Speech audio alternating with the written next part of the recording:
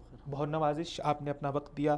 حسین میمن صاحب، آپ کیا دیکھتے ہیں کہ یہ جو لہر چلی ہے ہمارے معاشرے میں اور جو ہمارے معاشرے کو تباہ کر رہی ہے، خاص طور پہ جو مغربی لہر ہے، ہمارا نوجوان بہت زیادہ اس سے متاثر ہو رہا ہے، یہ اس کا انجام کیا دیکھتے ہیں آپ؟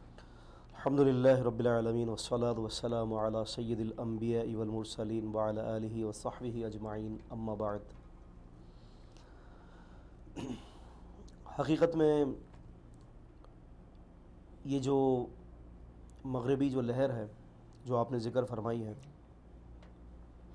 یہ ایک ایسی شے ہے کہ اس نے حقیقت میں موجودہ دور کے امت مسلمہ کے جوانوں کی جو بساط جو ہے اور اس کی اساس کو تباہ کر دیا ہے. اس کی کئی ساری وجوہات ہیں. اگر ہم ان وجوہات کے اوپر تفصیلی بات کریں، سب سے بڑی وجہ جو ہے وہ یہ ہے ہمارا انحراف ہونا اللہ تعالیٰ کے دین سے.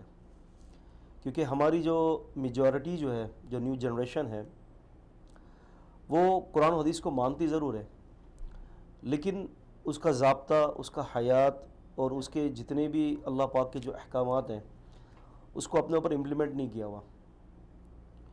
اللہ رب العزت والجلال نے سورہ بقرہ میں سورہ نمبر 2 میں آیت نمبر 139 میں فرماتے ہیں، اعوذ باللہ من الشیطان الرجیم، فَإِنْ آمَنُوا بِمِثْلِ مَا آمَنْتُمْ بِهِ فَقَدِ اهْتَدَوْا. اگر تم ایسا ایمان لاؤ کہ جسے تمہیں ایمان لانے کا حق ہے، یعنی صحابہ کرام کی طرح، تو تم ہدایت پر آ جاؤ گے. تو صحابہ کرام رضوان اللہ تعالیٰ علیہم اجمعین اپنے دور کے اندر بڑی بڑی طاقتوں سے جو ہے لڑے، جبکہ ان کے پاس مال کی بھی کمی تھی اور ان کے پاس افراد کی بھی کمی تھی.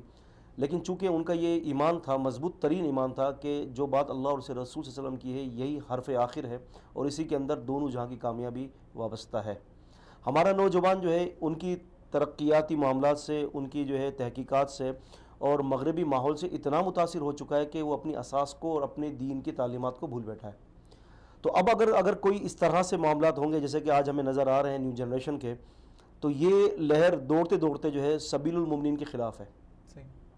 اور اللہ تبارک و تعالیٰ نے واضح سورہ نساء سورہ نمبر 4 کی آیت نمبر 115 میں فرمایا کہ نولیہ ما تولی، ہم پھیر دیتے ہیں جہاں وہ پھرتا ہے اور ہم اس کو جہنم میں ڈال دیں گے، وساءت مصیرا، کہ وہ بہت بری پھرنے کی جگہ ہے.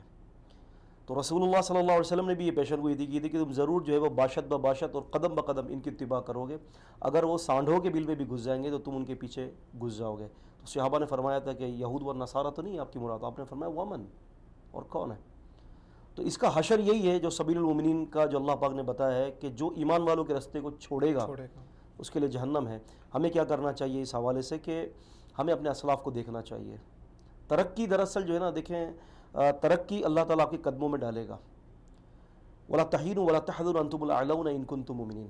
آپ خوف بھی مت کیجیے، آپ غم بھی مت کیجیے، اللہ پاک آپ کو غالب کریں گے، لیکن شرط یہ کہ آپ مومن ہوں.